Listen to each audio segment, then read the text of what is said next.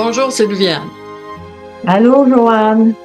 On a des beaux sourires, oui, sauf qu'aujourd'hui, on traite du sujet la mort d'un enfant.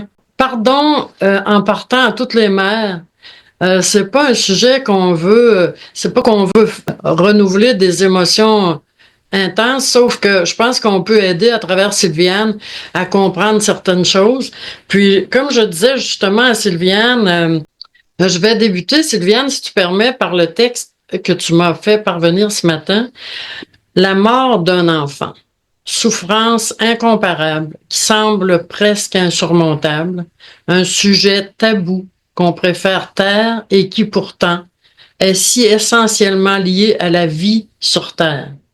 L'une des expériences des plus éprouvantes dans le cœur et l'esprit d'un parent. Et qu'en est-il des effets collatéraux que ce drame va engendrer au sein des membres d'une famille qui sont laissés à eux-mêmes? Et si on se permettait une réflexion plus profonde qui pourrait peut-être nous ramener sur un chemin de sérénité, comment, en levant doucement le voile qui nous empêche d'accueillir cette inévitable réalité, premièrement, notre modèle éducatif qui ne nous enseigne peu ou pas sur ce passage pourtant obligatoire. Deuxièmement, tout le déni inconscient qui est fait sur cette réalité en raison de la peur qui le soutient.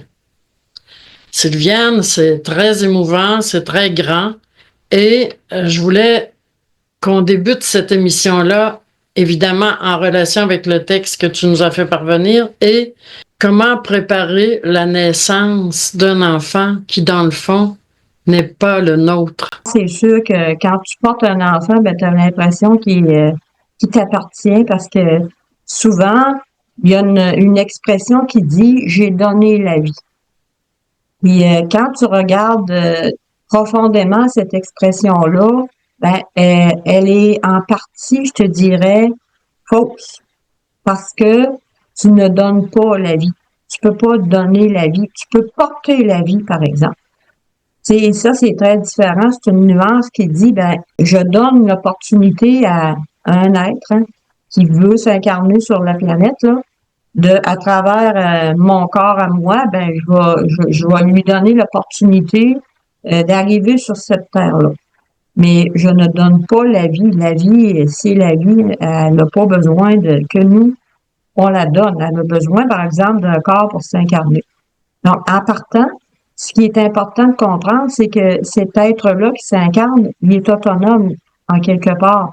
Pas dans ses bases là, de progression quand il est petit, là, il va avoir besoin de nous pour la nourriture puis les enseignements de base. Il a besoin d'une famille, comme tous les êtres vivants qui arrivent. Là. Mais après ça, il faut être capable dès le départ de reconnaître sa présence, non pas comme quelque chose qui nous appartient. Cette vie-là nous appartient pas. Elle passe dans notre vie à nous, elle passe dans notre chemin, mais on ne sait pas combien de temps qu'elle va passer, on ne sait pas d'avance qu'est-ce qu'elle vient faire avec nous, qu'est-ce qu'elle vient travailler avec nous. Mais si on prenait ça dès le départ, que cette vie-là, oui, on lui fait le cadeau d'un corps, mais elle nous appartient pas, là. Elle a son cheminement à faire. À nos côtés, bien sûr, mais elle a son cheminement à faire, qui, je ne sais pas combien de temps va durer.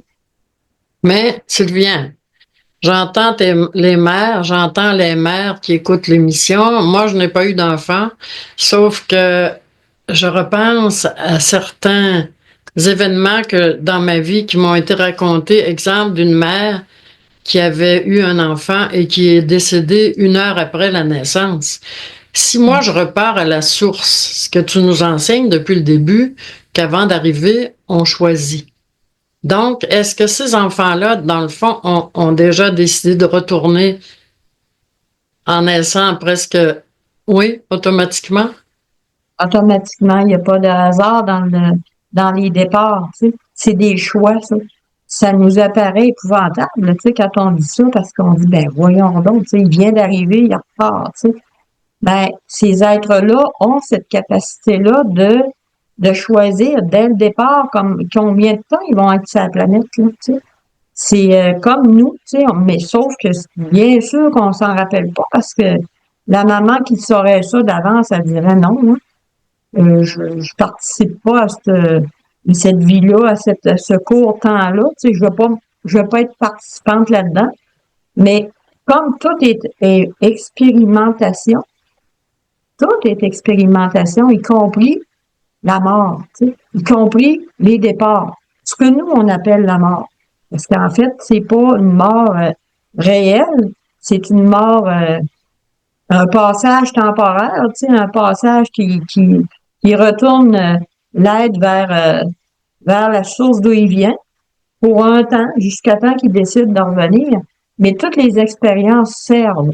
Ils servent au détachement, ils servent à comprendre la vie, ils servent à comprendre l'expérience, mais on les voit pas comme ça. C'est ça le bug, c'est que on les voit pas de cet angle-là. On nous a pas enseigné à regarder notre passage sur la Terre de cette façon-là. Ce qui fait qu'on peut rester pendant des années pris avec un départ qui nous fait souffrir puis qui arrête pas de nous faire souffrir là, parce que on comprend pas le sens de ça, le sens de la vie finalement, ici sur la Terre. Là. Et Sylviane, depuis que nous faisons des balados ensemble, j'ai beaucoup appris de toi, puis je t'en remercie. J'ai beaucoup appris à dédramatiser la vie en général, puis justement, quand je t'écoute, je me dis, quand il arrive des horreurs comme ça dans les vies des personnes, on doit se dire c'était son rôle, et c'est tout, puis il reviendra bien sous un autre aspect, et justement, je veux t'amener à nous raconter cette extraordinaire histoire que tu as vécue dans ta famille concernant un enfant qui serait revenu. Ben, en fait, quand moi j'étais jeune, là, quand j'avais 9 ans, je l'ai déjà mentionné peut-être plus superficiellement dans d'autres balados, mais quand j'étais enfant, j'avais 9 ans, entre autres, ben, il y a une de mes petites sœurs qui est décédée d'un accident. Donc, de façon dramatique, parce que c'est ma mère qui l'a écrasée avec le tracteur de fer. Puis, autour de ça, il y a une bonne tralée d'enfants, là, pas toute la famille qui est là, mais on est déjà pas mal toutes nés, je pense, tu sais, à l'époque. Mais en tout cas, il y a beaucoup d'enfants qui sont autour de ce dame-là parce que maman elle rentrait le bois pour l'hiver, là, tu sais, ce qui va nous servir de chauffeur pour l'hiver. Elle amenait ses enfants pour l'aider, mais surtout pour les surveiller, pour qu'ils soient autour d'elle. Mais ben alors cette petite-là qui toute la journée avait demandé à maman d'y aller avec elle parce qu'elle aussi voulait faire une balade, maman avait refusé toute la journée. Le dernier voyage, elle lui dit OK, tu peux venir. Et ce dernier voyage-là, ben la petite va décéder. Mais ça, je l'ai déjà raconté, là. C'était prévu parce qu'elle-même en avait parlé de son départ à des personnes, à mes sœurs, à certaines de mes sœurs, là. Donc, elle avait annoncé ça, tu sais. Mais l'idée, c'est que, Un instant, c'est bien, elle avait annoncé. oui, elle avait parlé elle voulait aller au ciel, que son temps était venu pour aller au ciel. Quel âge? Donc, elle parlait comme ça, elle avait 5 ans. 5 ans. À 5 ans, t'es très ouvert, là. Tu sais, à 5 ans, t'as pas encore les bugs d'une société qui dit c'est pas possible, tu fais pas ça. À 5 ans, les enfants sont ouverts à la vie. Tu sais, ça se ferme plus tard, là, tu sais, puis pour elle, c'était pas un drame, ça, là. C'est à la limite plus dramatique d'être sur la terre que de retourner dans cet espace-là dont elle se souvenait très certainement. Fait que l'idée de ça, c'est que le traumatisme, parce que je dirais, l'horreur de ça pour moi qui est enfant puis qui a 9 ans, l'horreur, c'est pas que la petite soit partie. Parce qu'en quelque part, moi, je pense bien d'accord avec son choix de décoller, là. Je suis bien d'accord avec son choix de s'en aller. Mais c'est le drame qui est joué autour de ça, la souffrance de maman que je ressens profondément dans toutes mes cellules, là. Je regarde maman, puis j'ai peur que maman meure de souffrance, tu sais.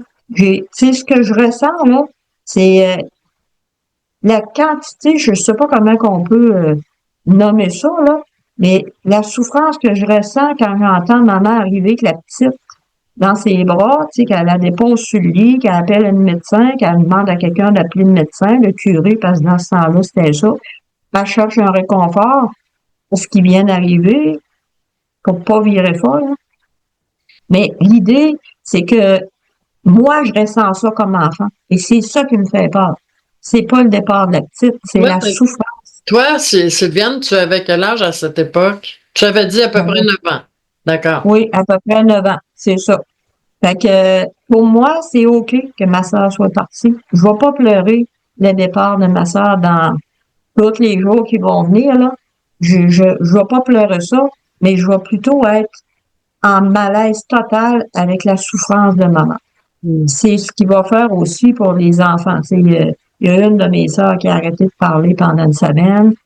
Il y en a d'autres. Tu sais, chacun a eu sa réaction parce que le focus était mis sur maman, sur le scénario horrible qui venait de se passer et sur la souffrance que chacun vivrait là dedans d'eux autres, mais comme en solitaire, tu sais, comme un peu tabou.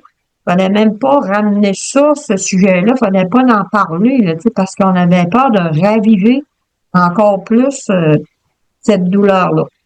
Au fil du temps, ben, un enfant, ça finit par oublier, tu sais. Mhm. C'est oublié, si bien que, tu sais, pour nous autres, là, il y avait comme quelque chose de très physique dans notre façon de respecter la douleur de maman. Tu sais, on était assis sur un long banc, là, un banc autour de la table, là, puis la place de la petite a resté longtemps, là, on se resserre pas les fesses sur le banc, là, tu sais, on laisse sa place jusqu'à temps qu'à un moment donné, ça devienne comme OK de fermer cette place-là. Ça se manifeste dans des affaires comme ça, tu sais, mais on oublie. On part. Un enfant, ça, tu sais, nous autres, le surlendemain, après les funérailles passées, l'enfant, ça joue, hein. Un enfant, ça l'oublie, ça repart à jouer. Mais on va, à la limite, des fois, se sentir coupable d'être heureux malgré ça, tu sais. Mais c'est toujours la souffrance de la maman qui fait qu'on est mal à l'aise. Plus que, je dirais, une certaine partie des enfants. Les plus vieux, eux autres, se sont déjà accordés avec la même souffrance. Ils la ressentent autant que maman, là, tu sais. Tout le monde va être marqué à sa façon par rapport à ce drame-là. Et longtemps dans nos vies, on va avoir des répercussions de ça. Parce que ça a été occulté. Ça a été tabou. Tu ne reparles pas de ça. Tu reviens pas là-dessus. Fait que quand il va arriver des situations semblables dans nos vies, soit des drames autour de nous autres, soit des affaires qui peuvent ressembler à ça, là, des scénarios qui peuvent ressembler à ces drames-là, ben on va être bouleversé à chaque fois, là, sans comprendre nécessairement pourquoi. Mais un jour, Sylviane, tu vas nous raconter l'espèce de consolation, je pense, qu'on peut vivre malgré tout. Parce que vous avez tellement souffert et un jour, ta sœur a eu un enfant. Tu sais, comme on a travaillé beaucoup, puis on est allé vers la spiritualité pour se sortir de nos chemins de souffrance, parce qu'on a tous eu des chemins de souffrance. Tous les humains ont un chemin dont la souffrance fait partie. Donc, on est allé là-dedans, tu sais, pour la majorité des membres de la famille, là, pour comprendre le sens de la vie, finalement, le sens de tout ce qui arrive dans nos chemins, là, tu sais, sur notre route. Puis, ben, on a fini par comprendre que la vie, c'est un passage qu'on fait sur la Terre, mais qu'on peut revenir, on peut retourner sur cette terre-là, même retourner dans la même famille, là, tu sais. Et oui, nous, on a reconnu à un moment donné, au fil du temps, la petite qui est revenue à travers un autre corps, puis que ça a été pour nous autres une évidence que c'était cette même petite-là. Je ne donnerai pas tous les détails parce que c'est sa vie à elle, puis c'est la vie de sa maman, là. Mais oui, on a eu ce bonheur-là. Fait que ça est venu apaiser. Ça reste que quand même que tu as des mémoires qui sont là, dont tu n'as pas conscience, puis qui ont fini par remonter au fil du temps, là, puis Oups, il arrive une affaire, puis là, on se souvient de quelque chose, puis là, on peut libérer ça. Mais c'est quand on comprend que la vie, c'est un choix d'explorer la planète. Tu sais, elle fait un choix d'explorer la planète. Elle s'incarne à travers une maman. Elle va vivre un temps. Elle a un départ. Elle a une expérience qui lui appartient, dont on connaît pas tous les tenants et les aboutissants à l'avance, là, parce que ça ferait pas la même impact, ça aurait pas la même impact sur la conscience qui s'ouvre, là. Puis qu'après, ben, il y a un départ, mais ben, il y a un possible retour, tu sais. Donc, la vie s'arrête pas. La vie, ça le dit. La vie, c'est la vie. Oui, Sylviane, je comprends ta pensée, mais j'entends les mères qui nous écoutent qui disent mon enfant qui est né de mon corps, qui est ma vie, ma chair et mon sang. Impossible que je n'ai pas participé à sa vie. Ben oui, tu vas participer à sa vie. Nécessairement, s'il décide de se placer dans ta famille, tu sais, d'atterrir dans cette famille-là qui est la tienne, c'est certain que tu vas participer à sa vie. Tu vas lui permettre d'abord d'avoir un corps sur la terre, hein. Ça, c'est un beau cadeau que les mères font, tu sais, clairement. Mais dès le départ, c'est l'idée qu'on devrait avoir, en tout cas, les enseignements qu'on devrait avoir par rapport à ça, puis qui sont inexistants, là, à peu près. Mais en tout cas, dans notre culture à nous, ben c'est que les enfants t'appartiennent pas. Tu leur prêtes une place, tu leur donnes une opportunité. Et c'est de la gratitude qu'on peut avoir pour les mamans qui portent la vie. Ils la donnent pas, la vie, ils la portent. Ils donnent naissance à cet être-là, qui ne leur appartient pas. Mais qui vont aimer, qui ont, tu sais, avec qui ils vont jouer une grande partie, là. Des fois, c'est les parents qui partent avant les enfants. Des fois, c'est les enfants qui partent avant les parents.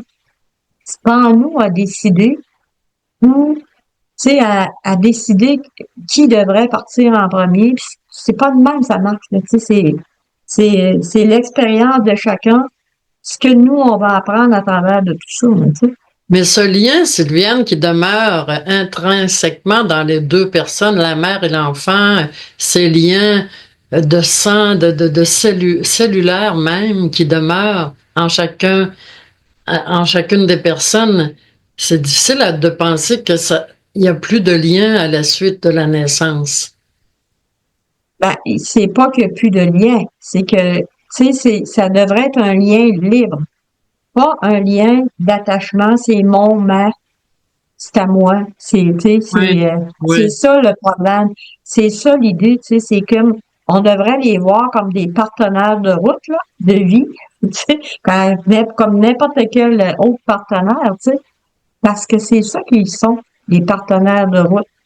Ils font partie de notre scénario à nous, puisqu'ils ont choisi d'atterrir dans notre famille, tu sais. Mais ils ne nous appartiennent pas, ils ont leur propre réalisation à faire, là, tu sais. Ils ont leur vie à faire. Puis ben, c'est sûr qu'il y a une interrelation, puis tu sais, on va jouer avec ses partenaires de vie. Là, on jouera pas juste avec eux autres, là, tu sais, on joue avec plein de partenaires. Oui, puis on Sauf- dit, on en voit souvent des familles dont les enfants partent au loin et ne reviennent jamais. Ils revoient leurs parents de temps en temps dans toute une vie, puis c'est pas plus grave que ça, puis c'est normal. c'est correct, tu sais, puis eux autres, c'est leur façon de passer à travers cette relation-là des parents, tu sais. On n'a pas à dire ça, c'est pas bien. Ils devraient s'occuper de leurs parents, tu sais, on n'a pas à faire ça. On a à apprendre de ces relations-là qui sont différentes de des familles où les enfants sont plus fusionnels avec les parents, tu sais. Ben, quand c'est beaucoup fusionnel, les départs sont bien plus dramatiques, mais tu sais, parce que là, tu as plus de détachement à faire par rapport à ces relations-là, alors que quand le détachement est déjà fait, ben, t'as moins on va dire, tu risques moins de passer par une souffrance aussi intense, tu sais. Mais toi, Sylviane, versus tes enfants, J'aimerais ça t'entendre. Tu es rendu à quel niveau avec ta pensée versus tes enfants? Tu sais, moi, je te dirais que ça fait un bon bout de temps que je travaille ce dossier-là, tu sais. Puis à leur laisser leur choix de vie, tu sais, à les regarder évoluer. Ben, il y a des fois que je pourrais dire, tu sais, boy, pas sûr que j'irais dans cette voie-là, tu sais, mais en même temps, je me dis, je vais regarder qu'est-ce que ça fait, le chemin qu'ils prennent, là, tu sais. On peut apprendre de chaque expérience. Donc, si tu les laisses libres, ben, ça devient des maîtres qui vont t'enseigner, tu sais, par leur choix de vie. Ma façon d'être avec eux autres, autant comme je les aime profondément parce que c'est pour moi, c'est vraiment des partenaires. Quand je dis c'est des partenaires de vie, c'est des partenaires de vie. Oui, je les ai portés, ce qui fait qu'on a un lien particulier, mais je les laisse libres dans leur choix de vie, là. Tu sais, je dirais même que je préparais mes petits-enfants à mon départ parce qu'ils sont très près de moi, mettons, tu sais. Mais moi, je leur dis tout le temps, tu sais, dès que j'ai commencé à saisir profondément cet enseignement-là qui est si important, là, tu sais, ben, j'ai commencé à lui dire, grand-maman, je serai pas toujours là, tu sais. Mais en même temps, en dédramatisant ce départ-là, en disant, moi, à un moment donné, je vais aller me reposer, je vais prendre des vacances, puis je reviendrai. Je leur suggère même que je revienne dans leurs petits-enfants, eux autres, dans leurs enfants, eux autres, tu sais. Bon, ils sont pas très d'accord pour que je sois leur enfant. Ils aiment mieux que je sois leur grand. Mais je le prépare, ça, tu sais, pour dédramatiser les départs, justement. Peux-tu t'imaginer, Sylviane, la mort de l'un de tes enfants? J'ai fait cet exercice-là parce que ça me permet justement ce détachement-là. C'est d'ailleurs, tu sais, j'ai déjà fait des ateliers, puis dans mes ateliers, je vais faire rentrer les gens là-dedans parce que d'abord, c'était un des exercices que mon fils m'avait permis de faire dès le départ. Maman, on meurt, tu sais. Mm-hmm. On meurt, oui. Tu sais. Fait que pour lui, on meurt, c'était même pas la fin du monde, là. J'avais compris tout de suite en partant, bon, on meurt pas, on laisse notre corps là, on s'en va où? Fait que moi, ce processus-là, je l'ai fait virtuellement, là, tu sais, mais je l'ai ressenti profondément. Donc, je suis capable de le faire, tu sais, puis je l'ai fait avec mes enfants, mes petits-enfants. Je l'ai fait, ce processus-là, de les voir partir avant moi, puis de tomber en paix avant que ça arrive. Tu comprends? Ça veut pas dire que j'aurais pas d'émotion, tu sais. Mais je le prépare comme impossible. Oui, mais Sylviane, on a l'impression en t'écoutant que tu as vraiment... On dirait que les émotions sont plus tellement présentes dans ta vie. Justement, c'est ce que je trouve à chaque fois qu'on fait un balado. Quel que soit le sujet, on dirait que tu as toujours un équilibre, une paix sur tous les sujets, que tu as tout assimilé avec paix. Ça fait un bon bout de temps que je travaille ça, je te dirais. Mais en même temps, quand tu l'acceptes, c'est vraiment quelque chose qui se passe dans ton conscient, là, que tu dis, ben oui, tu sais, dans le fond, là, tu sais. Puis, tu sais, moi, je me souviens que maman disait tout le temps, ils sont partis au ciel, tu sais. Ouais. Ils sont partis au ciel. Ça veut dire quoi, ça, sont partis au ciel? Ça veut dire qu'elle acceptait qu'il y avait un endroit où c'est que ses enfants se retrouvaient. Puis que cet endroit-là, c'était pas un enfer, là, tu sais. Pour elle, c'était une bénédiction qu'ils soient au ciel avec le bon Dieu. Et c'est comme si on affirme des choses, mais on les croit pas. On les assume pas. On les affirme, mais on les assume pas. Donner un sens à ça, il faut donner un sens à ces allers-retours-là là, qu'on fait. Il faut donner un sens. Mais Sylviane, il faut d'abord y croire à ces allers-retours et penser, je suis en train justement en t'écoutant de penser à ces mères-là qui nous écoutent, qui pleurent encore leur enfant qui est décédé à côté d'elles, ou soit peu de temps après la naissance, ou qu'ils ont été obligés de déconnecter souvent à cause d'une grande maladie de naissance, etc. Comment ces femmes-là peuvent se consoler alors qu'elles pleurent leurs enfants depuis longtemps? Je te dirais que, tu sais, c'est un travail à faire, puis une recherche à faire, tu sais, puis à un moment donné, ça devient une évidence. Ça devient une évidence quand tu acceptes. Mais la première affaire à faire, c'est vraiment d'accepter le départ, tu sais. Parce que si tu ne l'acceptes pas, tu peux pas aller plus loin. Tu sais, si tu refuses cette réalité-là, tu peux pas aller plus loin dans le processus de t'apaiser. Là. Tu sais, maman, à un moment donné, elle a accepté ça à la fin de sa vie. Ça a pris du temps. La maman, elle a été en paix avec ça juste à la fin de sa vie. Quand elle a commencé à les voir, elle avait développé son don de voyance. Et juste à la fin, hein, c'est comme au début de ta vie. Au début de ta vie, tu l'as, les dons de voyance. T'es pas coupé de ça, là, de tout ce potentiel-là qui vit. Mais à la fin, plus tu lâches prise au rationnel et à tout ça, ben plus tu lâches prise, plus tu reviens vers tes dons. Fait que maman, elle disait, bah, j'ai parlé un bout avec maman. J'ai parlé avec papa. J'ai parlé avec les enfants. Là, Joanne est venue me voir. Marcel est venu me voir. Elle voyait. Elle voyait même les animaux. Elle voyait même, elle avait un contact avec l'autre vie. L'au-delà, fait que là, elle tombait en paix. Ça, c'était plus un drame. Comme tu dis, ça peut prendre Ben, ça peut prendre toute une vie, mais ça peut prendre un instant si on accepte. Quand, dans cet instant-là d'acceptation, il y a déjà la paix qui commence à descendre en dedans de nous autres. Puis elle dit, ben oui, tu sais. Tout le monde sait ça, là, qu'on c'est pas éternel, ce corps-là. Hein. Tout le monde le sait. Il n'y a pas personne qui sait pas ça. Il faut pas rentrer là-dedans. C'est tabou. C'est tabou, la mort, on parle pas de ça. Mais c'est un devoir qu'on a, là. Moi, je me suis fait le devoir d'aborder ça avec les enfants. D'abord, ils ont passé par le départ de leurs êtres chers. Tu sais, mes enfants, le papa, il est décédé. Fait qu'ils ont accompagné leur père. Puis j'ai accompagné le père, puis je les ai accompagnés là-dedans. Si bien que ça s'est quand même fait relativement bien. Là, tu sais, c'est sûr que ils ont des choses à travailler comme n'importe qui, mais les petites, eux autres, sont venus voir le grand-père, puis ils savaient qu'il partait, puis ils s'en allaient au pays des âmes chéries. Puis là-bas, ils allaient avoir du plaisir parce que c'est juste ça, du plaisir. C'est eux autres mêmes qui disaient ça à le grand-père. Hein. Fait que si tu le travailles, ça fait son chemin, ça, dans ton esprit et dans l'esprit de ceux-là qui t'entourent. Hein. Oui, il faudrait que tout le monde s'habitue au départ, justement, à tous les départs de ceux qu'on aime et d'équilibrer ça, mais il fallait bien avoir des sentiments et des émotions. C'est sûr, hein, on est pris avec ça.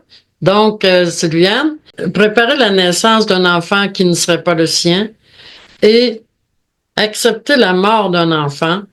Je te laisse conclure là-dessus, ma chère Sylviane. Bonne chance. Merci. C'est sûr que, tu sais, c'est quelque chose, là, tu sais, puis je comprends la souffrance pour l'avoir vécu par intérim, puis même dans mes tripes à moi, parce que j'ai fait une fausse couche, puis je l'ai considéré comme la mort d'un enfant aussi, là. Oui. Mais en même temps, tu sais, avec le temps, tu sais, quand tu abordes le sujet de la vie, tu es obligé d'aborder le sujet de la mort, tu sais. Ici, on se préparait déjà en partant à les accueillir, mais en tout, inconditionnellement, là, en toute liberté de leur choix de vie, de leur parcours qu'on connaît pas, puis en acceptant déjà que peut-être qu'ils vont partir avant nous autres, peut-être que c'est nous autres qui vont partir avant, mais que la mort, c'est pas la fin de la vie. La mort, c'est juste un passage. Mais c'est une réflexion personnelle. Je vous invite à la faire parce que c'est vraiment apaisant. Et je vous dis à bientôt.